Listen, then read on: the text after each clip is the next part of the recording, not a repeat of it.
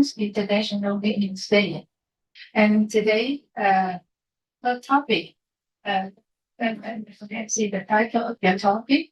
Her topic is Applied Education and Leadership Formation in the Ariya Monastic and Lady Training Program, a structured pathway for the training of Samaneri and Bhikkhuni by Venerable Samantalateri. Now, please be ready to listen to her experience. Thank you.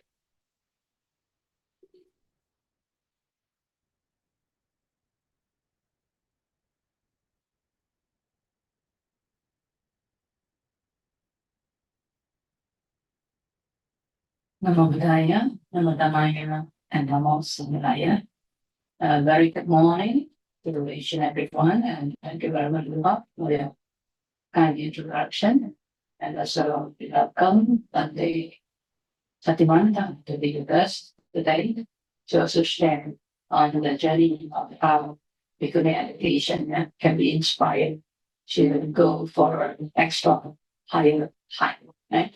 So today, I'd like to share with you what we have gone through and experienced since my aspiration for renunciation as even as a lady.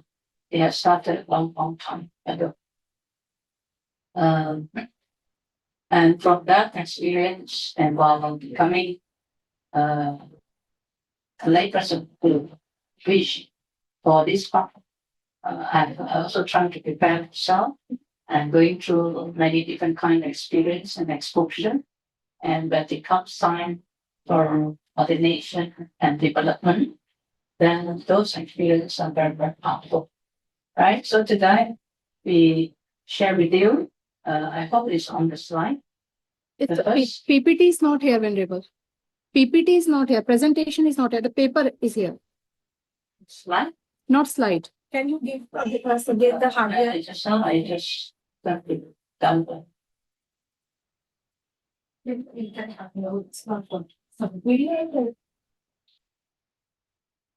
Or can it be linked here? Can it be linked here? No. But how is this?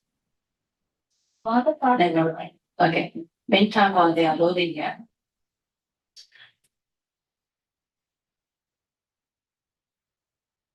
So I think I'll give you a quick the caption there. So the abstract of this particular paper, I'd like to present you a structure model of applied education and leadership formation within Ariya Vihara or Ariya Monastic and Lady Training Program, a 7-year progressive training system designed to prepare women for full Bhikkhuni ordination. The program consists of 3 years of 8 preceptor upasika and a minimum of 2 years as samaneri and 2 years as a newly ordained Bhikkhuni. It integrates Dhamma Vinaya discipline, meditative development, scholarly training, and leadership formation into a cohesive educational framework.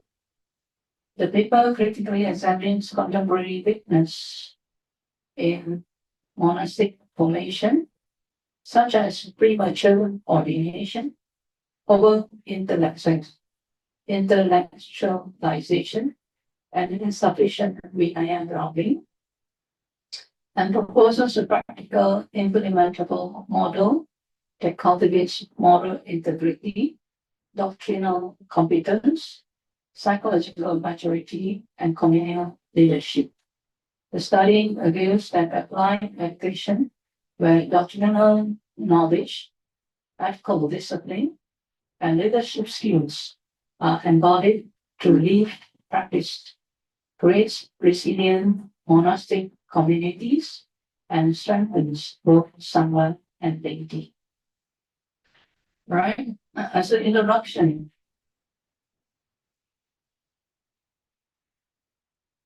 the trainings of women in the Theravada monastic tradition has historically produced exemplary figures, which we are all inspired as women. That is Venerable Mahapajapati Gautami, Terry, and also Kema Terry, Dhammadina Terry, and many others, prominent figures of renunciation, where their life started from the laity to the aspiration of liberation.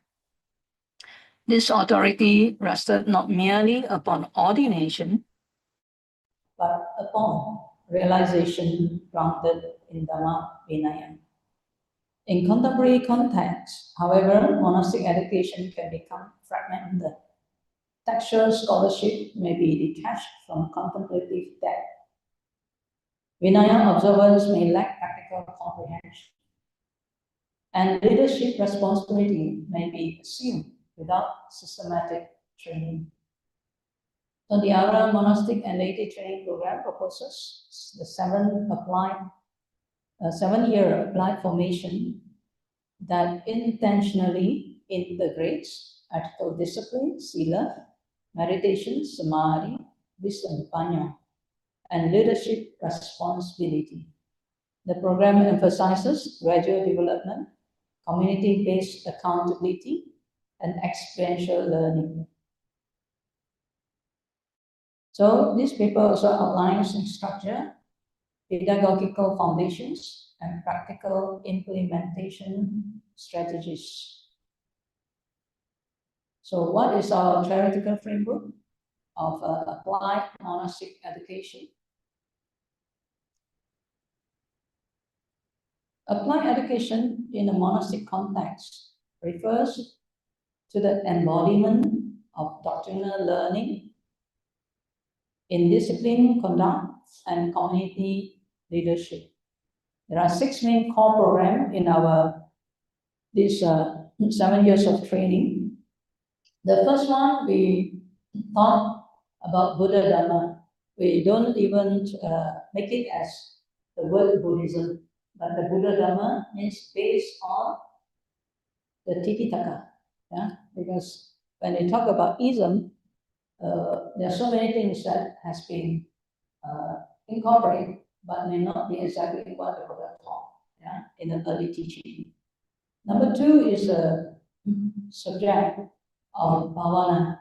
So bhavana cannot be equal just with the long-term meditation, because the meditation word is so loose nowadays. Some people sometimes can ask, Venerable, can we have, dance meditation? Right? So they thought, oh, when they are very into it, that means meditation. Can we listen to music while we meditate? So it becomes very good. So it becomes all division of mind, right? So they can use bhavana meditation. It refers to bhavana, yeah. And then the third training subject is sila vinaya, yeah, because this is a monastic and laity training program. So we train people from a laity to understand how the monastic community develops. Of course, it's from the lay who are well trained and have the aspiration to renounce, right? So sila vinaya, and this is also very important training, because we also found sometimes some people are eager to take higher ordination, but even as a seminary, when I ask them to chant 8%, they can't even remember. So this is very scary, right? Means the foundation and basic, they don't even know what more higher ordination, right? So it's very good to ground them. And this is sila means they understand what 5% is all about, what 8% is all about. Right? When they go for what it means by the 10%, inclusive of the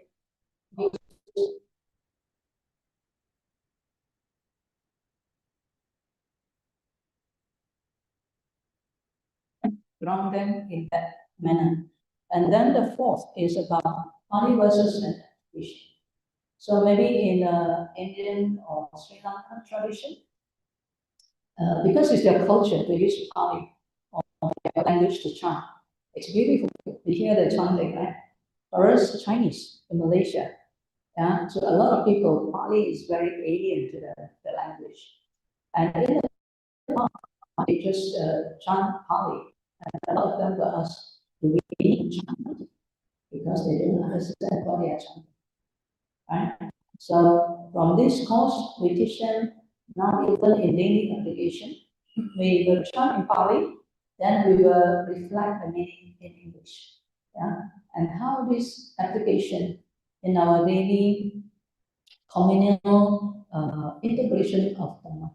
For example, for time of blessing, grievances, yeah, those kind of activity helps them to also ground in calmness, opportunity to learn the Dhamma, right? So this is a Pali versus an application. And number 5, history of Buddhism. And again, there are many confusions about Buddhism. So we will start by grounding them early Buddhism. Who the Buddha is. Right? And mind you, a lot of Chinese thought the Buddha is one of the big chief god. Because all the other religions have a big chief god. The Buddha must also be the Buddhist big chief god. Right? So when we ground them to understand the history of the Buddha, then they start to understand the Buddha is also, like all of us started and to train his mind well and finally found the way, the truth to the religion. And from that, in history, the gradual development and ultimately how tradition comes about and what are the regional or local culture, tradition that influence it. And so they know how to differentiate between the core teaching and, separated from culture, tradition, and regional influence.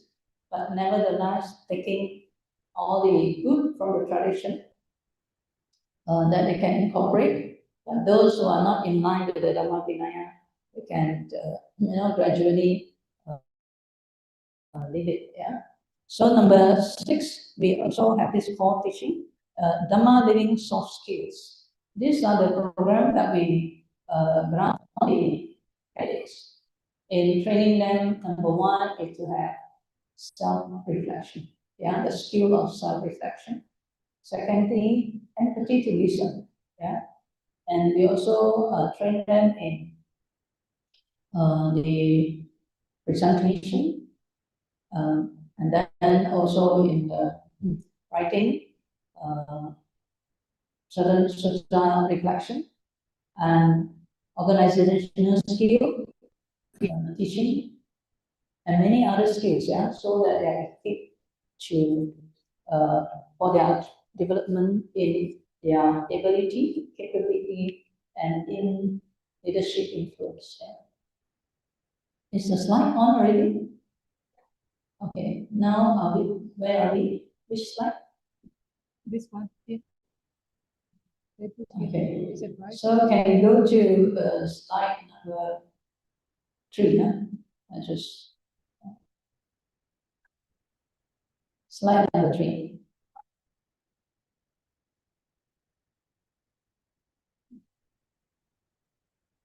All right.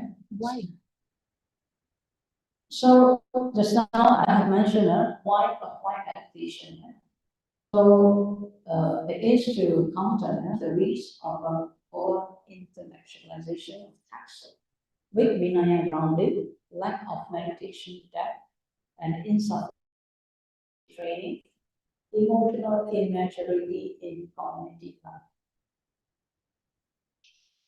So in applied education, we mean that the theory that we learn become a living practice. And the precepts is to be embodied and the leadership role be tested in our service. So we try not to produce just religious academics, but forming noble disciples. So the sixth core of teaching, just now been mentioned, in the training program, is the Sila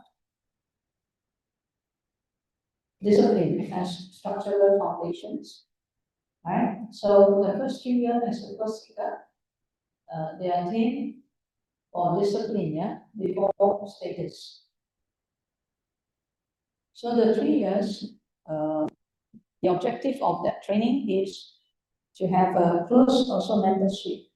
So what they do, if they are interested, they can come and register with us. We interview them to see their intention.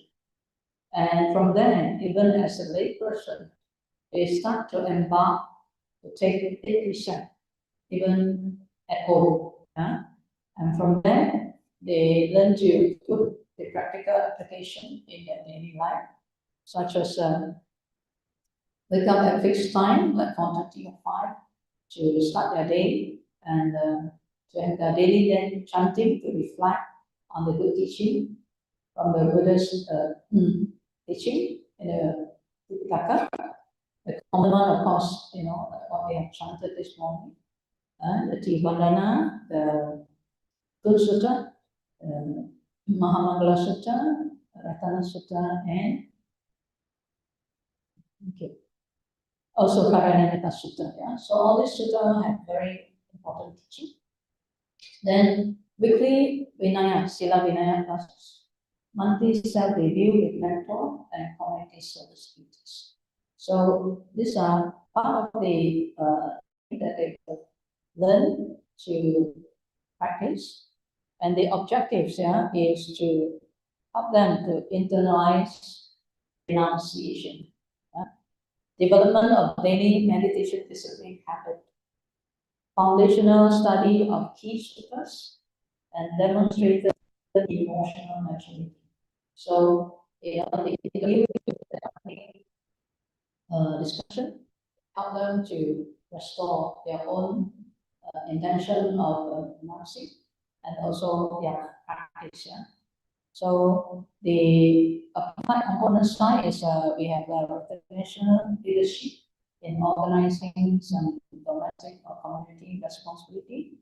So the monthly mentoring and reflections.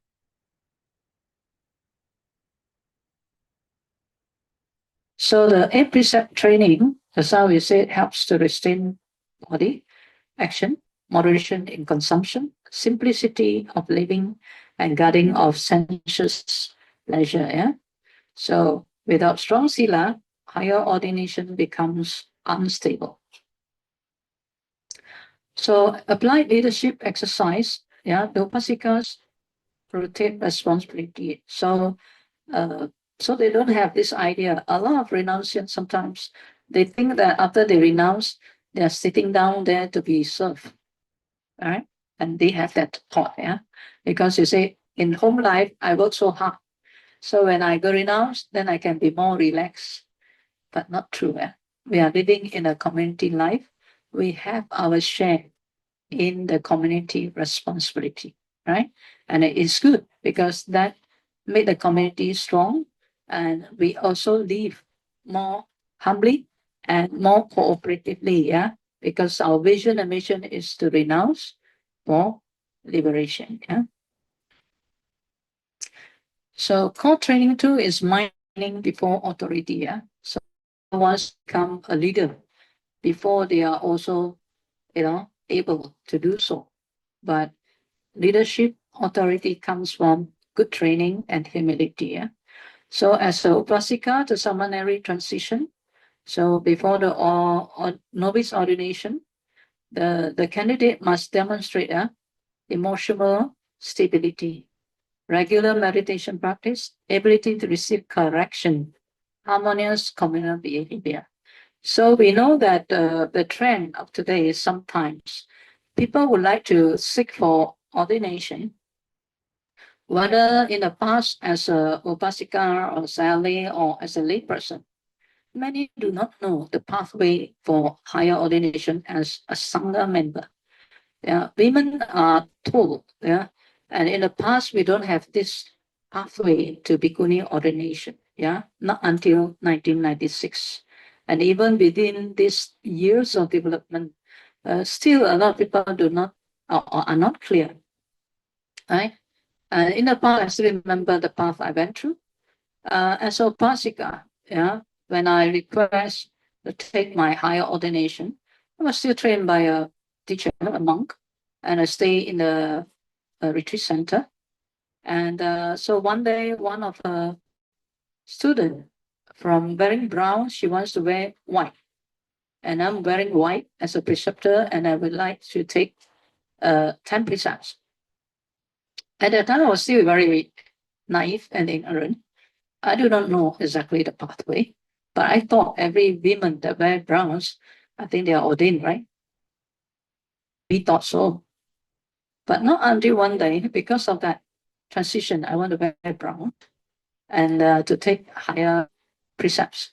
And the other one want to wear white bag. And then suddenly my teacher uttered this word. After all, she is not ordained. That wakes me up.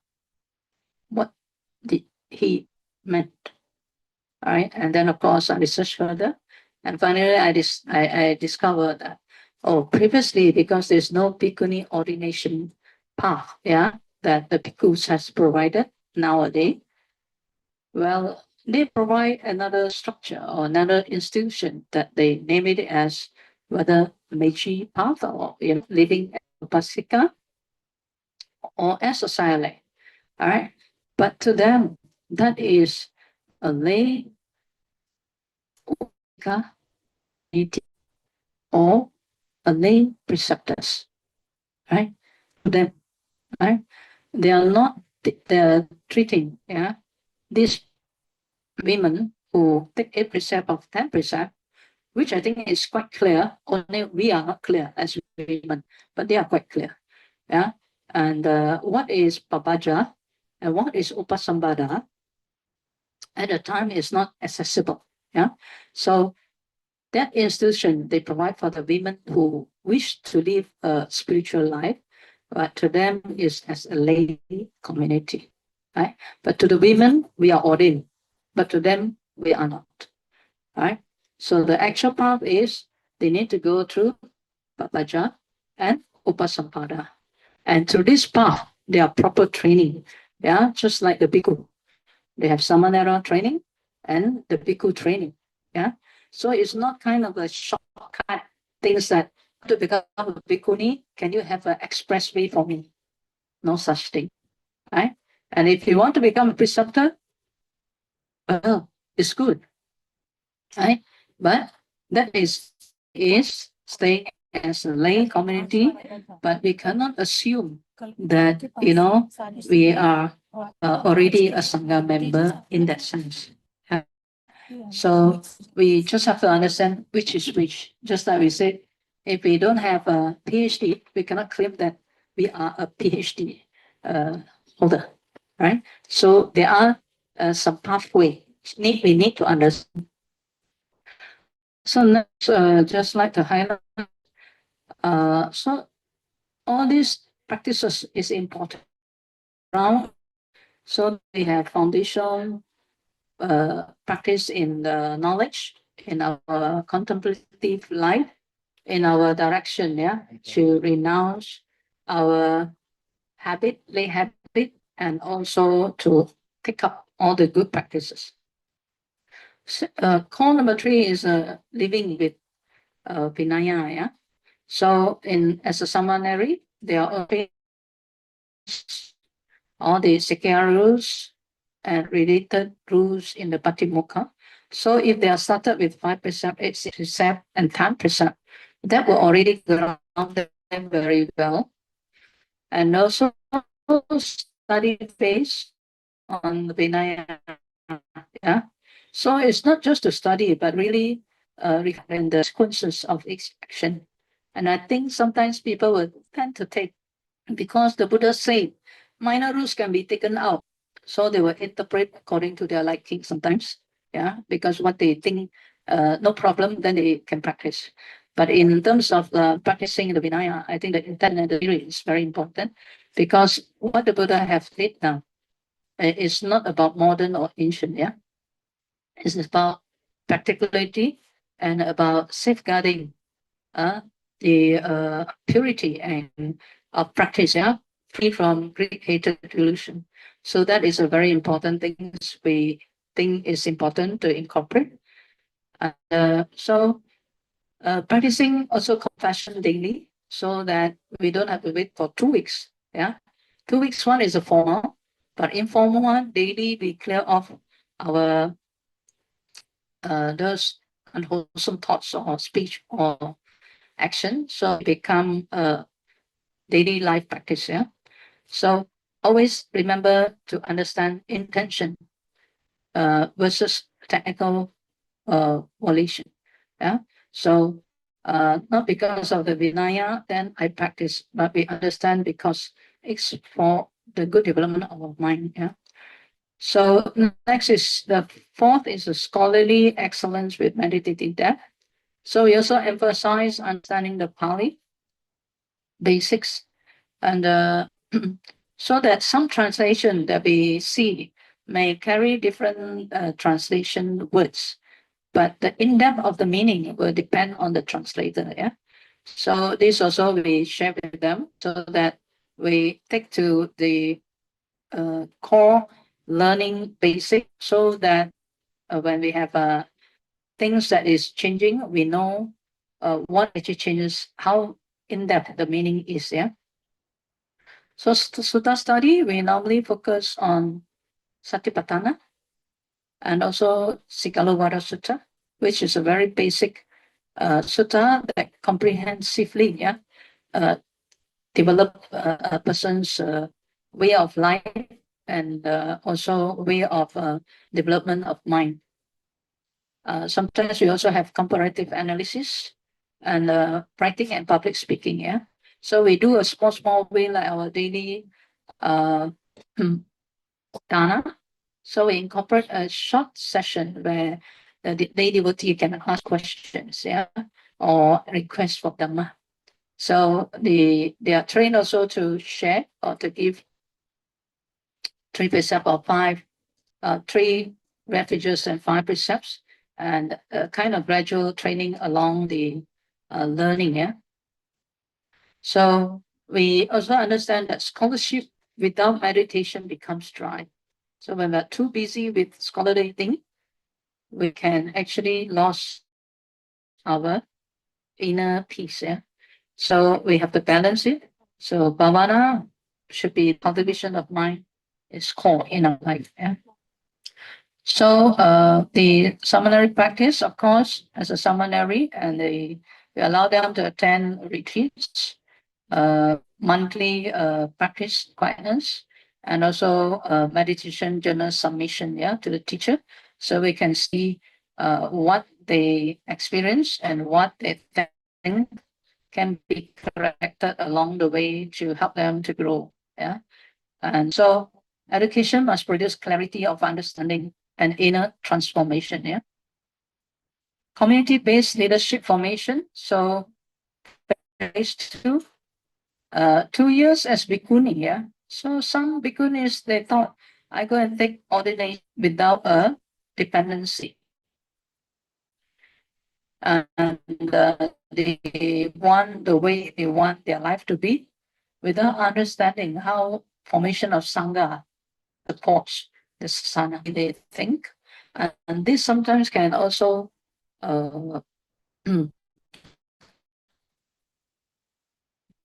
lead to instability in their own cultivation. Yeah. So remember, yeah, ordination is not graduation. Now I'm a bhikkhuni. I'm proud to be a bhikkhuni, right? But after the ordination, what it entails is deeper responsibility to yourself, to your community, and to the society. So new bhikkhunis, we felt they should be trained, yeah, learning the responsibility to mentor junior, so they know that, it's not just for myself, it's a Sangha development. Teaching the Dhamma you also become, you also learn, and that perfect your understanding. Yeah. Administrative decision making, conflict resolution, and ethical financial oversight. Yeah. Sometimes the handling of money or receiving gift. So it is a Sangha matter, not personal acquisition. Yeah. So they don't have the problem of, again, having to think,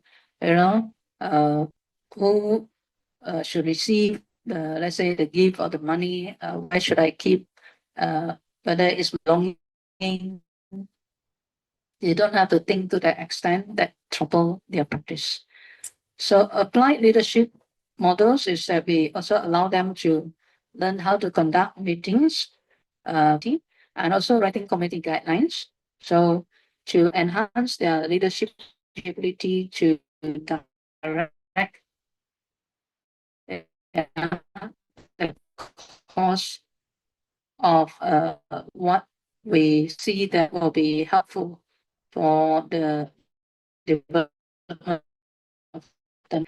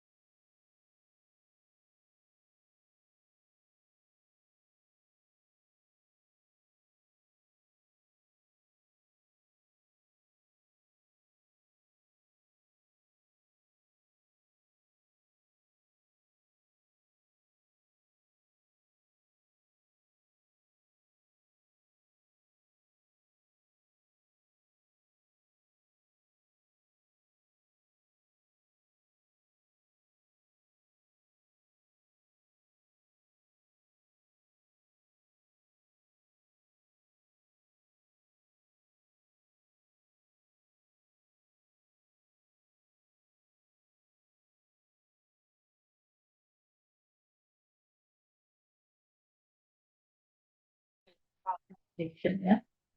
However, we do face some resource limitation, but I think now with the internet or networking with the international Bhikkhuni, we have more resources and support. Yeah.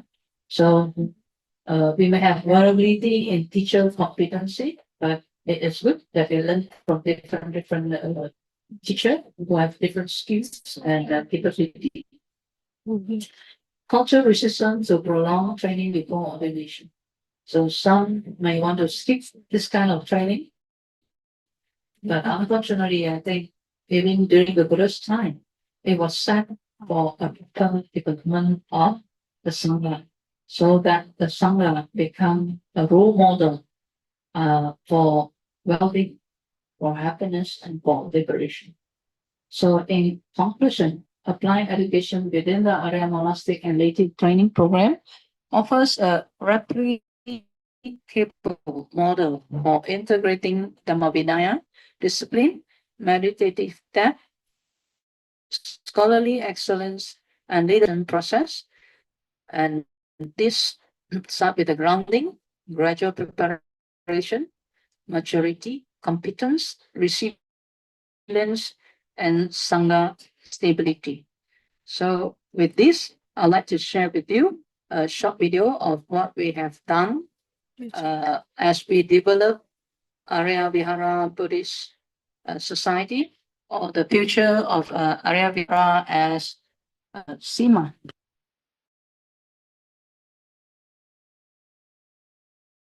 The first SEMA in Malaysia, as we hope this also can become part of consideration of another perspective of how the development of Buddhist society for Bhikkhuni, and also the train for them to assume all this leadership role, so that the Bhikkhuni Sangha can continue to the well-being, happiness of the benefit of the many. Can please play the video? Just a short introduction about what Ariya Vihara is doing.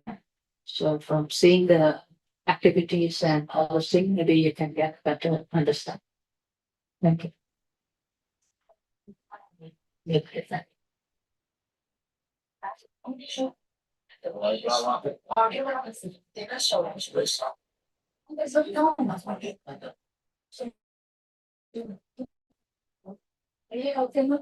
I cannot get that video in my laptop. It is not. Let me have this one, artist one, and this one. Can you give the hard?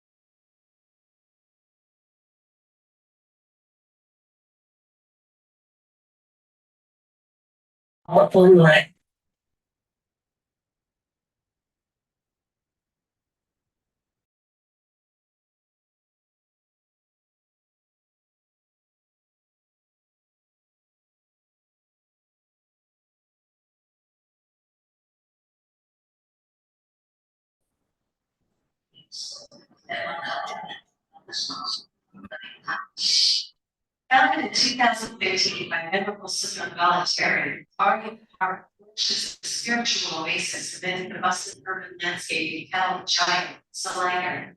The Venerable's vision was to establish the first Theravada Bhikkhuni Dhamma training center in Malaysia that would provide for spiritual growth and community engagement. With deep dedication to Buddhist principles and inspired by the late Venerable Sri Dhammananda, Venerable Simone established Ariya Vihara, being a noble abode, as a sanctuary for cultivating noble qualities. Our tagline, living skillfully by the Dhamma, reflects our mission to offer space for monastics, individuals, families, and communities of all ages to grow the Dhamma and perpetuate the goal of Dhamma. Ariya Vihara currently operates from the 2 shop lots at the generously offered by a kind dog friend to be used for Ariya Vihara's dog activities. On November 2019, Ariya Vihara was granted a premier piece of Rivian land measured at 0.5 acre as Los Angeles. Mac- In addition, township. Fast.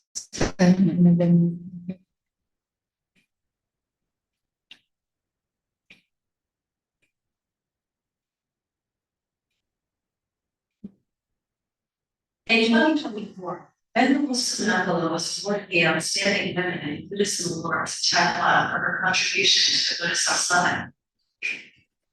Ariya Vihara is complete within 9 years period.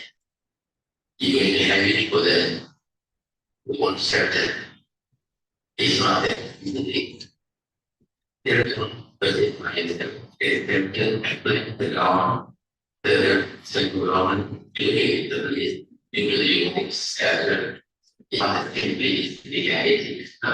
What will be done for the community, the realization, and also the recognize the effort in serving mankind, especially for the spiritual journey, especially even for the families of land, the other establishment for the society, especially of the families for the second activities, families for the daily program, the education and the social activities, spiritual activities. Especially one of the able to pass the teach people the line to think, be the way of that, especially for the period believe that the communicate with the mind. They able to access the mental health is the important part of the team. And in this country, they able to do the biggest service being valuable and to be life. They can able to contribute to the town in that it's truly strong. It's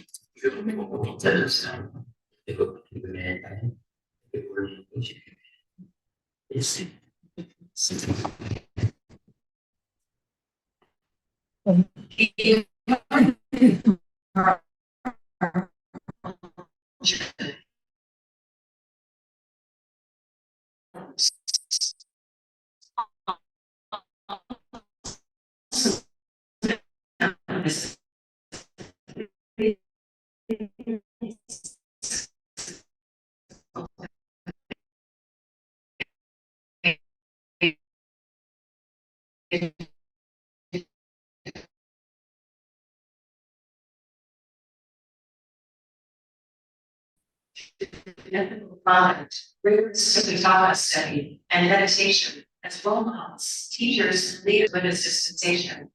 Our monastic and laity training program, AMLTP, is a spiritual vocational training program for us members.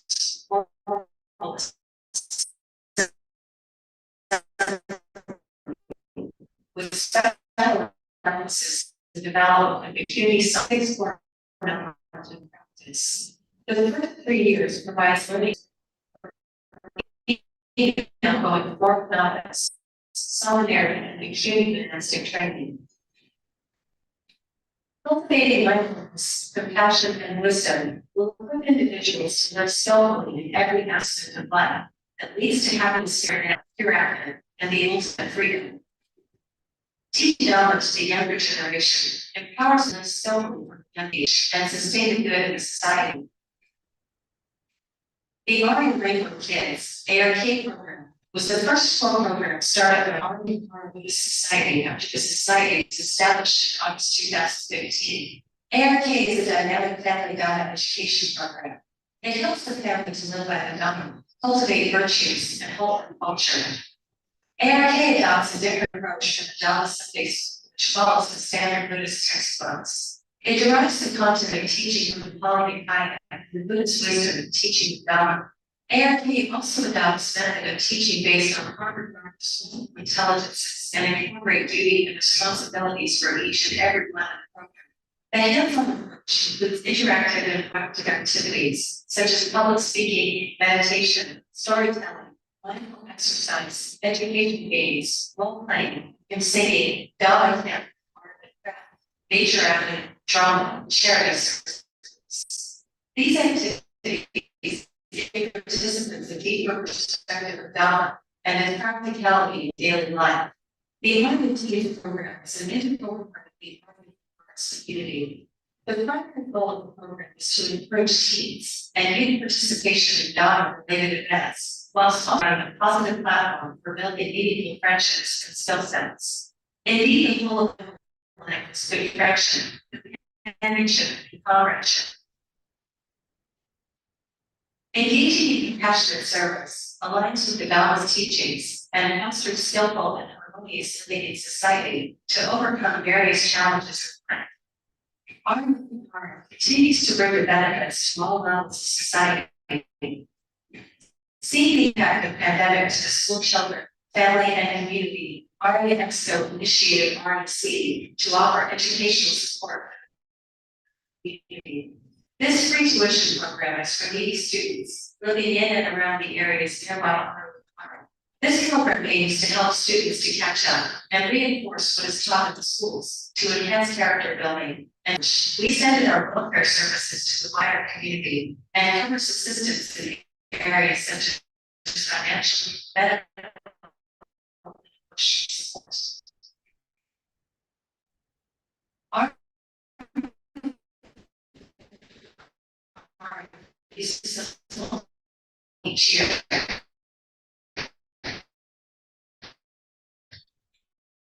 The Therapod Solidarity Initiative program providing layperson with the opportunity to experience monastic life taught by the Buddha, cultivate self-discipline, and nurture one's well-being and mental development. Centers who wish to deepen their meditation practice and attain to inner peace and spiritual awakening.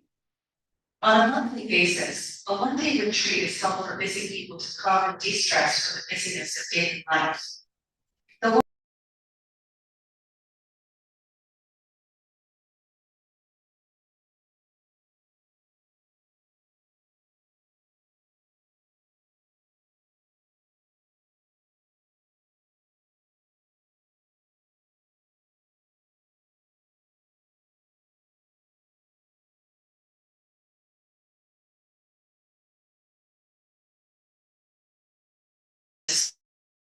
Forms and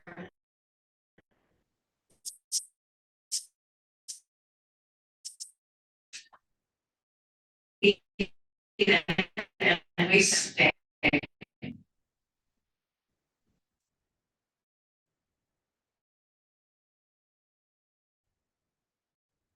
Some pilgrimages to Buddhist sacred sites and visits to various destinations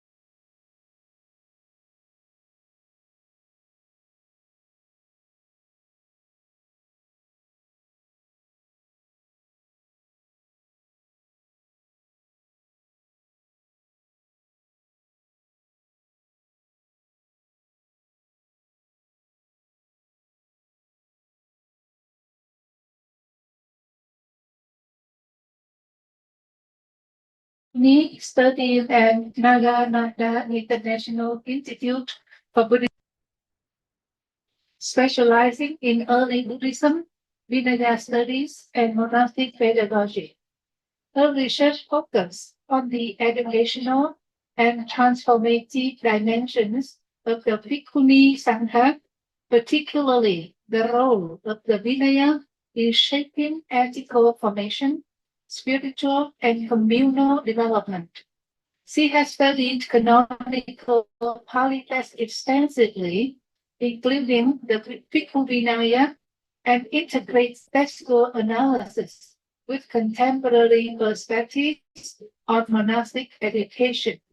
She is committed to exploring the role of traditional Buddhist training in supporting socially engaged, reflective, and morally responsible bhikkhunis today. And now please listen to her video recording.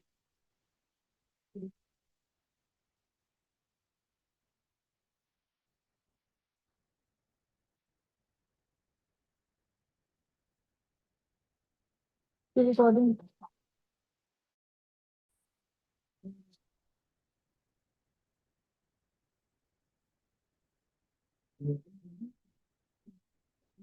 Play the video. Yes, ma'am.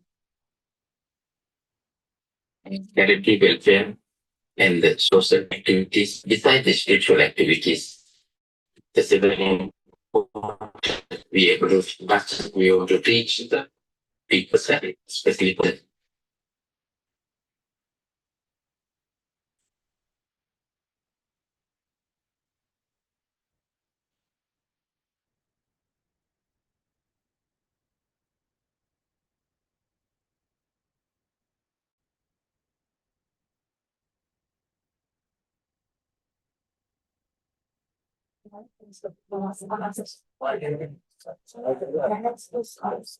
Means that I will try to go from Nagaranda International Institute for Buddhist Studies, Shiva. It is my honor to present such a great written machine as a system of transformative education for the Bhikkhuni Sangha. While the Vinaya is commonly understood as a disciplinary code regulating monastic conduct, this study proposes that it functions more profoundly pedagogical framework designed to cultivate moral integrity, psychological maturity, and communal harmony.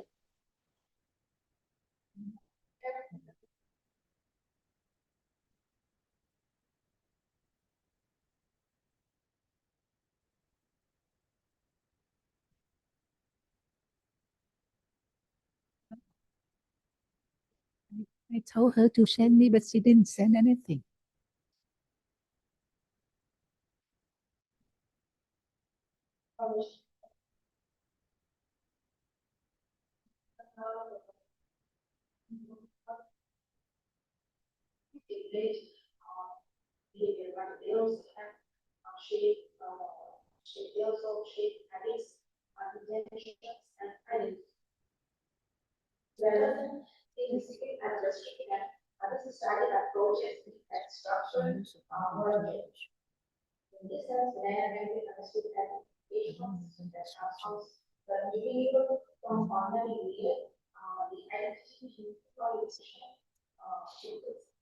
Because I can't join Zoom.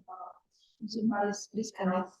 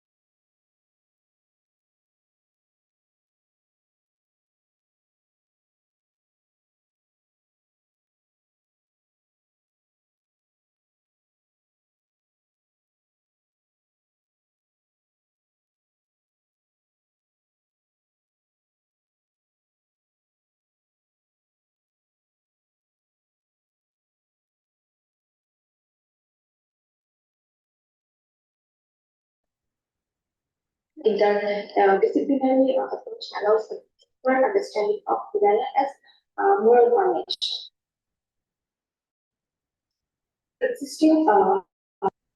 Existing scholarship on the Vinaya has made significant contribution to understanding monastic discipline, institutions, the scholars such as Bhikkhuni have examined the textual foundation of the Bhikkhuni order and ordination procedures. Other scholars have addressed gender issues, legitimacy debate, and institutional structures. Parallel development in education, in the disabled, transformative learning changing, emphasize identity information, physical development, and effective learning. However, there remains limited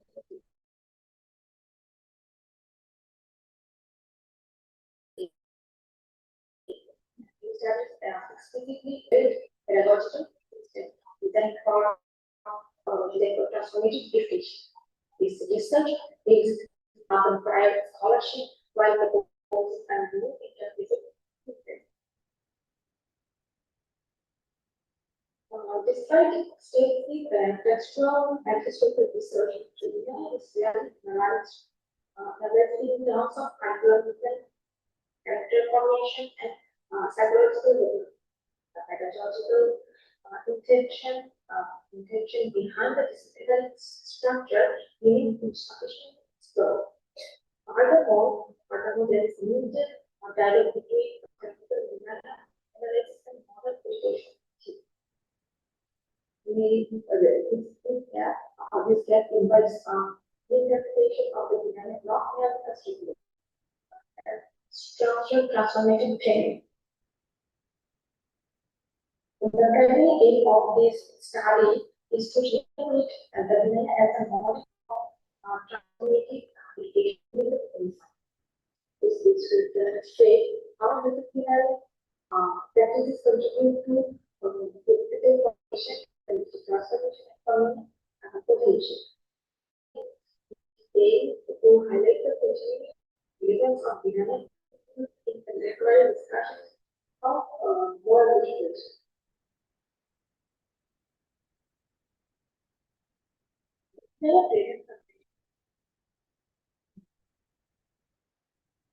Is that emphasizes a better punishment. The hierarchy of it from big transgressions to minor infractions. Effects of basic moral responsibility. The repetition of rule during personal recitation reinforces memory and content. It is not imposed externally, thus internalized through repetition and repetition. Thus, the design functions similarly to the structure writing method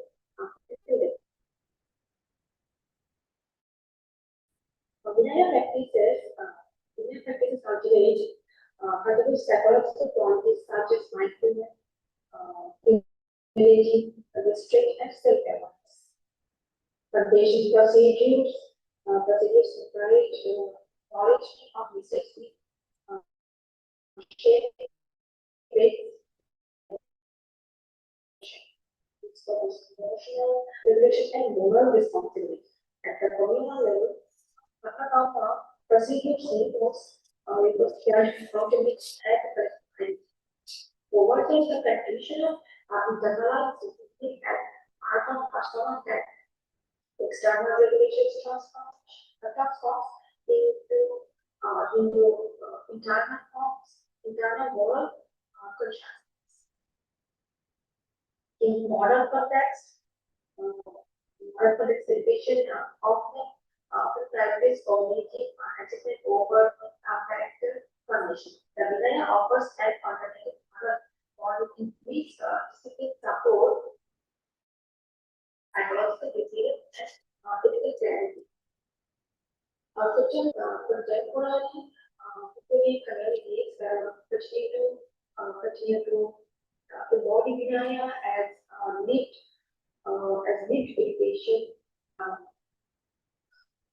leadership, fostering leadership, stability, institutional continuity. This redefinition therefore teaches mention must system and contemporary educational discourse.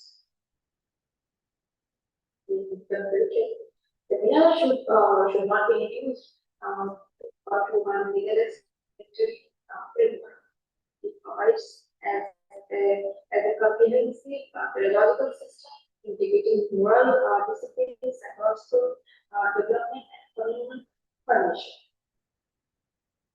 Retaining the Vinaya as transformative education engages both studies and interdisciplinary conversation on moral freedom. This perspective highlights the Bhikkhuni Sangha as not only an institution of education, but a living educational community. Here are the main references that supported my research.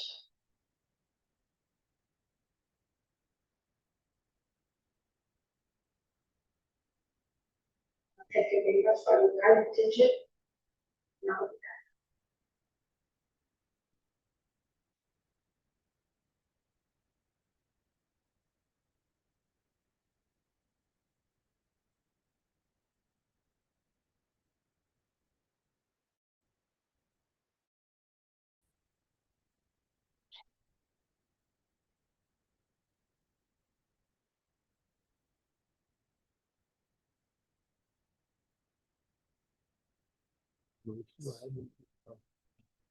इनको ना शाम को रखा है ये रहेगा ना अपना टी ब्रेक होगा ना 2 बजे तो 2:30 बजे के बाद में 3 बजे तो 3 बजे ही निकलना है स्टॉप आइए yes yes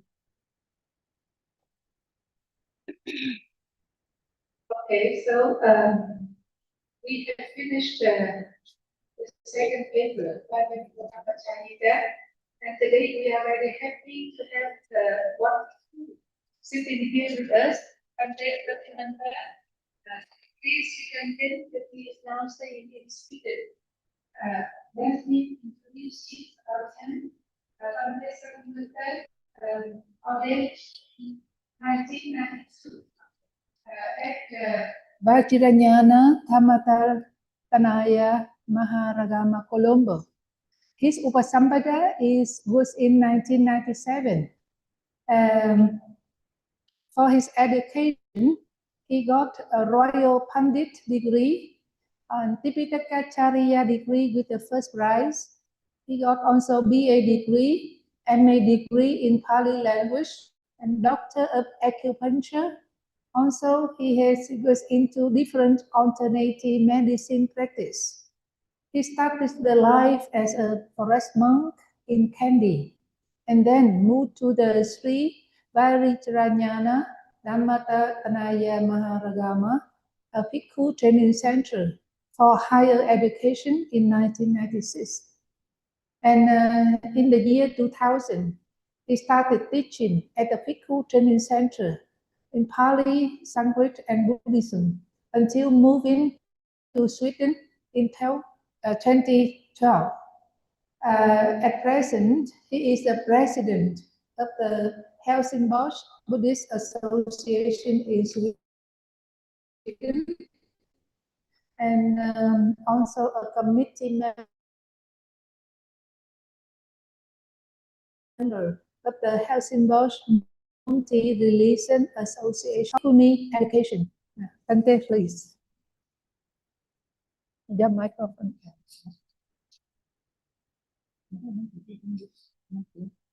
Let's see whether we can move on. I think this one.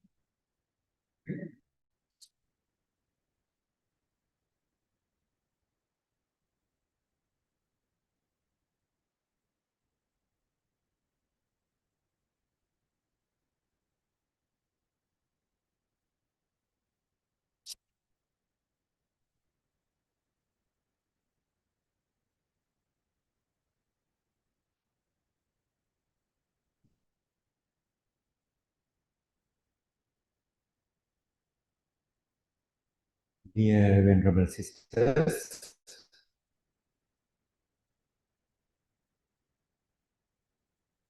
nice to see you again. See you. Have you had your breakfast? Well, okay. Would you like to stand up, please? Yeah, please. Everyone, please stand up. If it is okay with you. Who is next to you? Who is next to you? I have Sukho, Vijita Dhamma, and Sukho Sumangala. Nice to meet you. Who is next to you?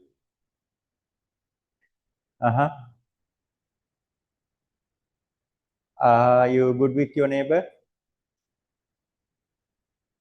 Are you good with your neighbor? Are you fine with your neighbor? Okay, happy to hear that. Okay, then take a deep breath and exhale.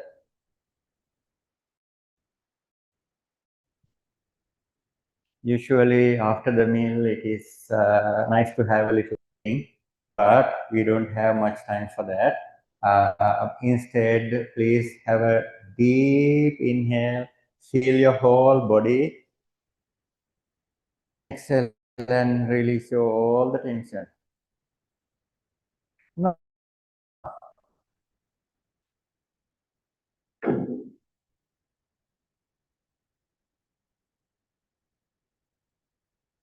You can do some deep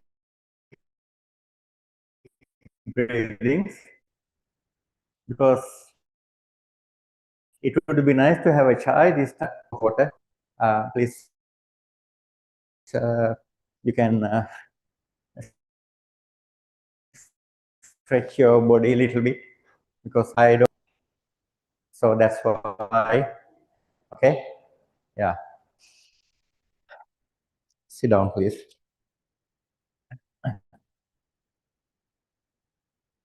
Thank you.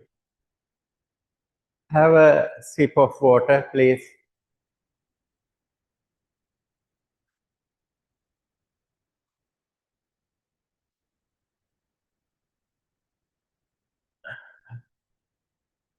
Okay.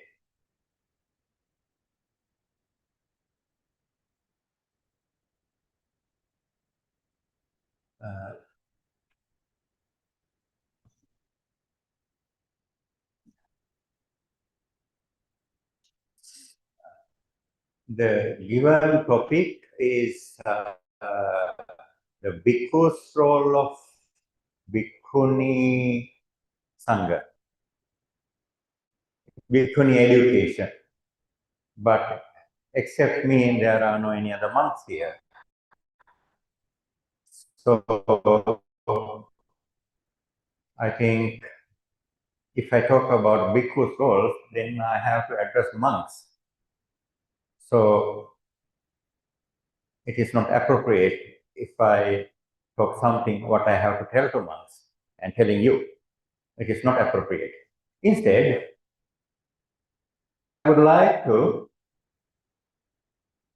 say something as our Bhikkhuni Sumangala told me yesterday when she heard about where I am from and also about my lineage. She would like to know about our tradition and how our masters disciplined us and taught us and the principles of our centers. So, first of all, it's better if you know about where I am from and what is the specialty with that. You know, in recent past,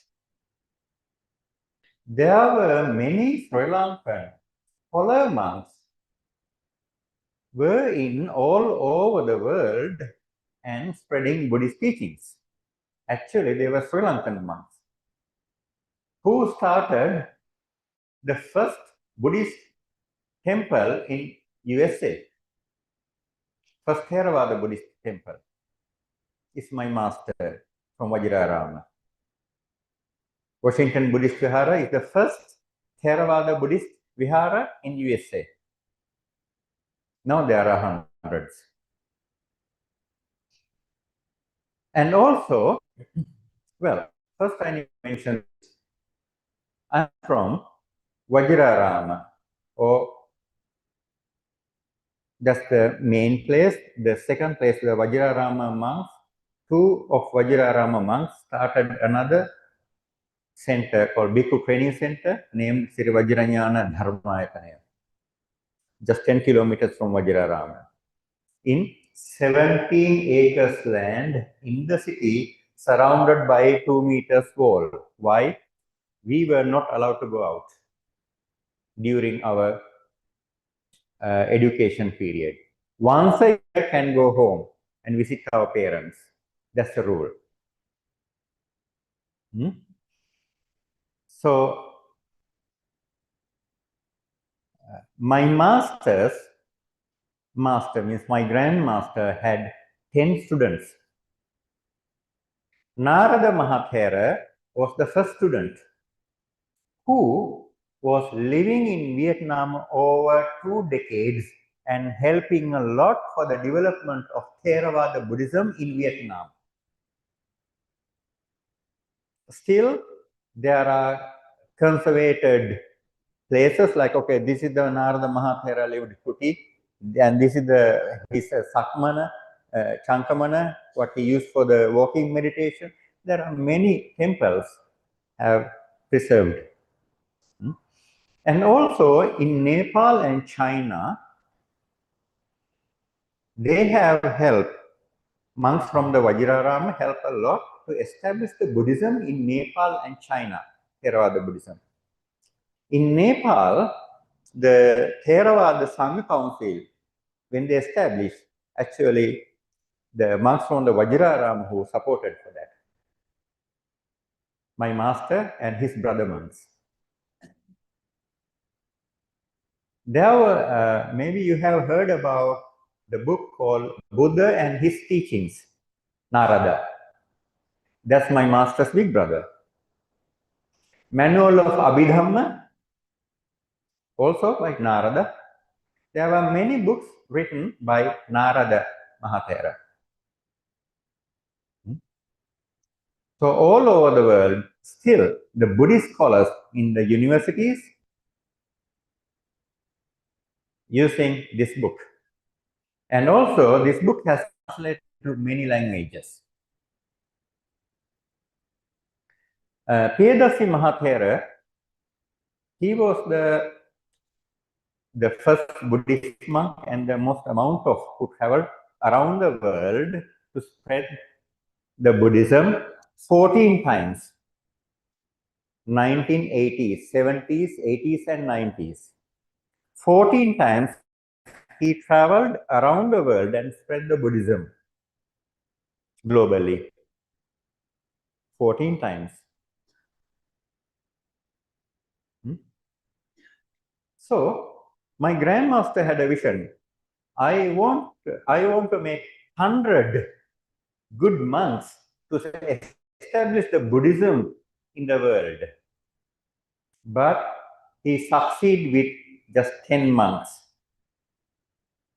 Therefore, my both masters, my Acharya and Upadhyaya, they started Bhikkhu Training Center just 10 kilometers from Vajrarama, also in Colombo. Belongs to our centers. There were over 20 centers, monasteries and temples. So now those places, actually each place worth like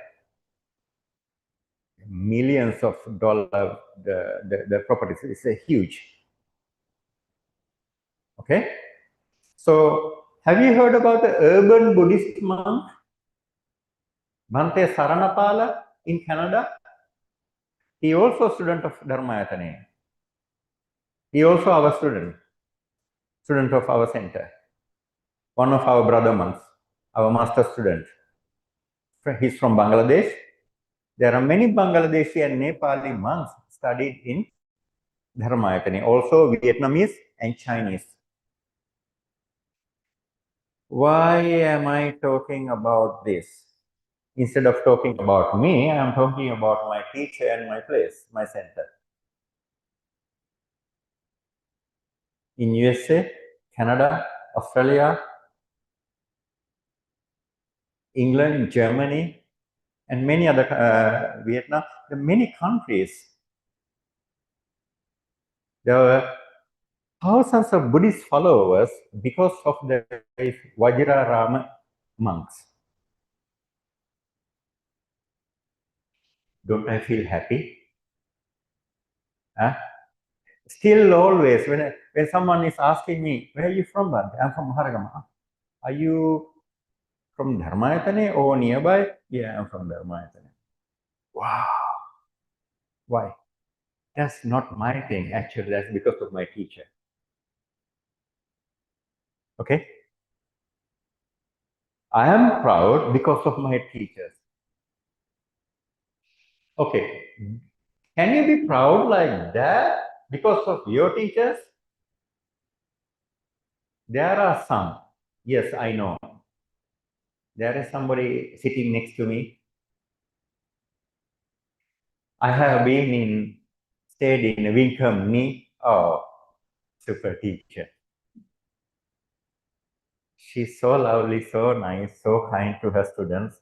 And when it needed, also she's tough. But not so tough as my masters. They used to beat us. Okay? But they don't keep the grudge inside. Hmm? When my grandmaster started the Vajrarama, it was just a small room only at Colombo 4. Now it is a billion worth place. But how come this is tiny poor place become such a huge place? Why when somebody is asking, Bhante, where are you from? I'm from Maharagam. Wow, I'm from Dharmayatane. What made it to be so? It's a so easy thing when you just become a monk and everybody is coming to you and paying respect and giving everything what they have and make you rich. In Vietnam, you have over 17,000 temples. 18,000. Over 18,000 temples. Theravada, around 130. Yeah. All those 18,000 temples are super rich, good looking, and thousands of followers coming and supporting? No. All the 130 Theravada temples receiving thousands of people and receiving all the support? No. Only very few.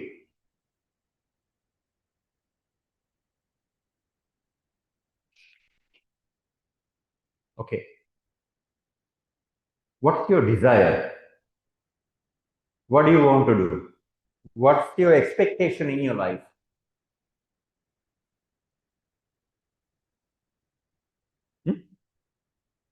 Nothing? Then what are you doing here?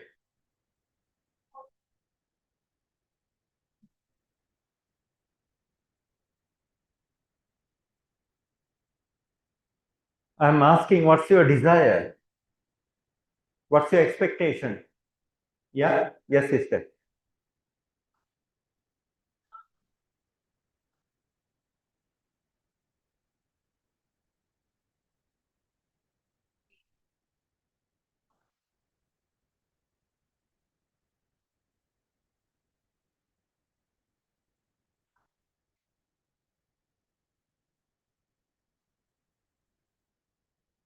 Great, sister.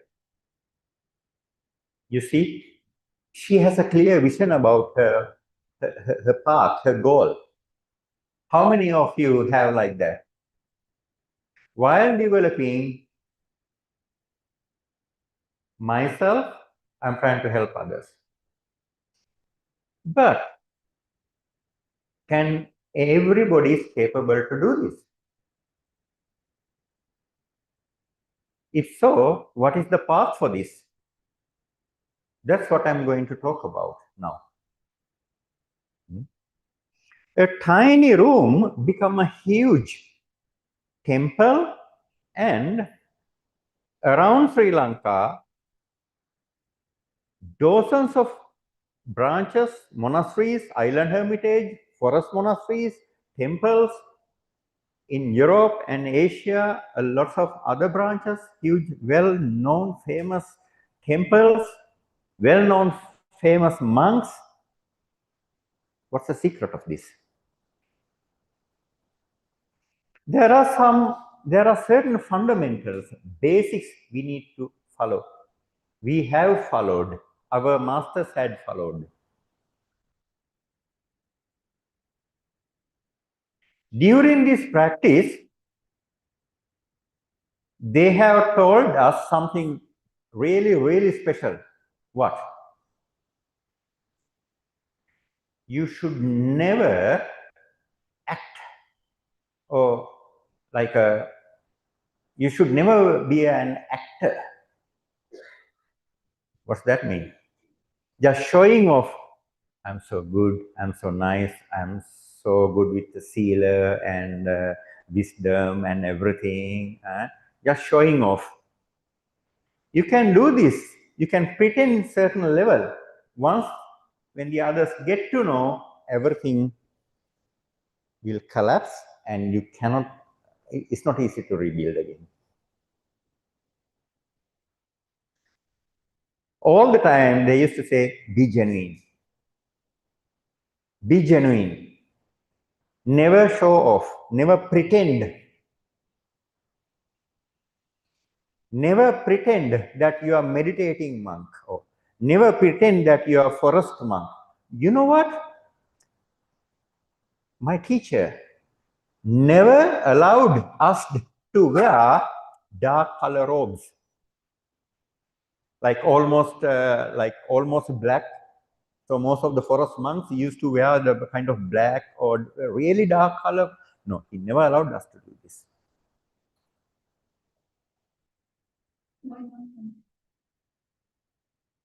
It's like a symbol of forest monks. No, my masters, they have never wore the black color robes. Never. My masters wear like this. No, if someone doesn't know who is my master, nobody can recognize he's a forest monk or he's a very deep advanced practitioner. No. He never wanted to show that he's a forest monk. He never wanted to show that he's a forest monk.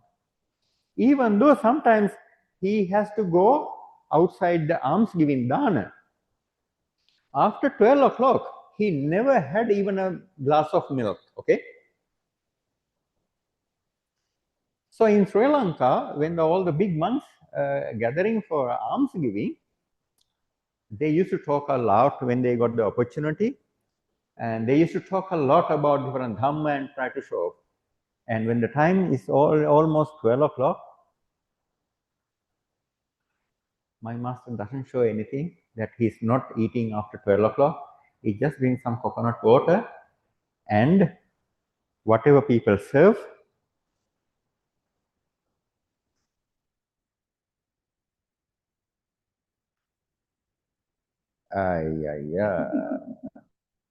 How many minutes do I have?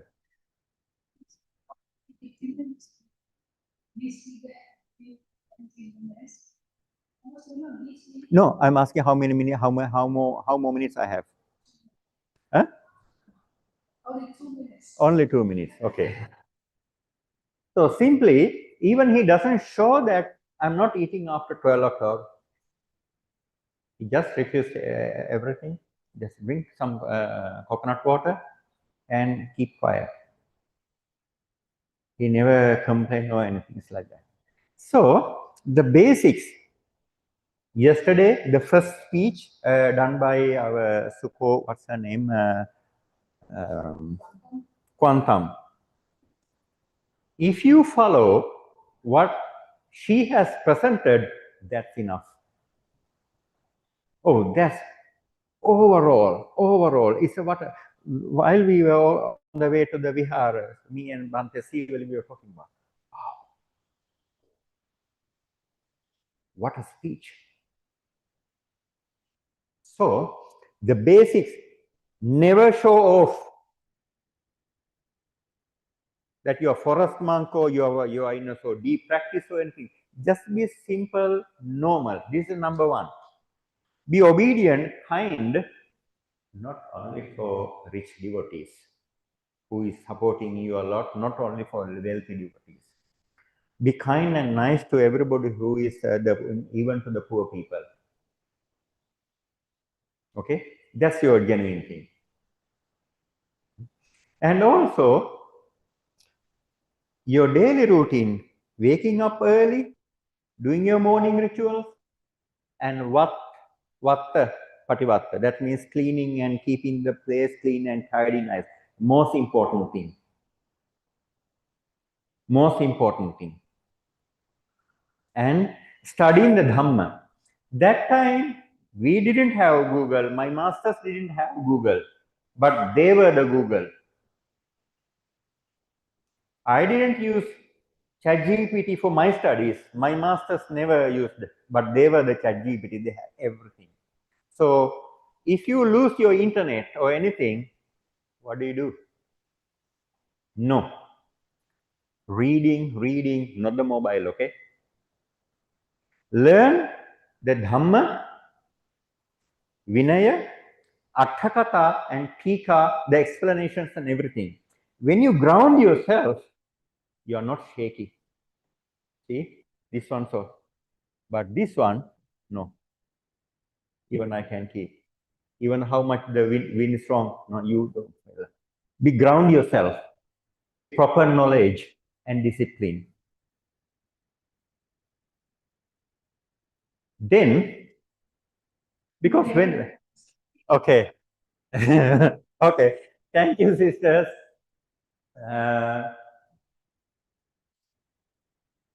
So, wish you all the best.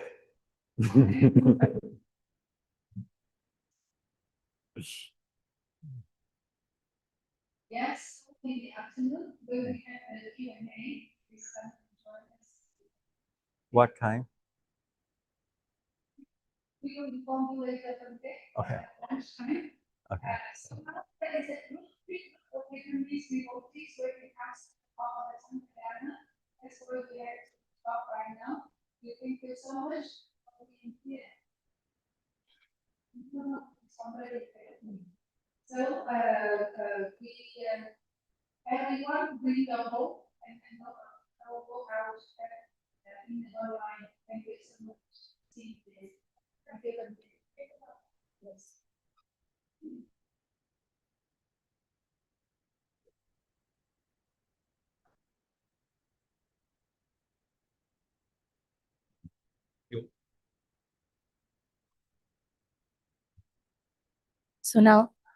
So now we are leaving for lunch because that today there is a big group of Vietnamese people would like to offer lunch, and they will have to go to another place also to offer.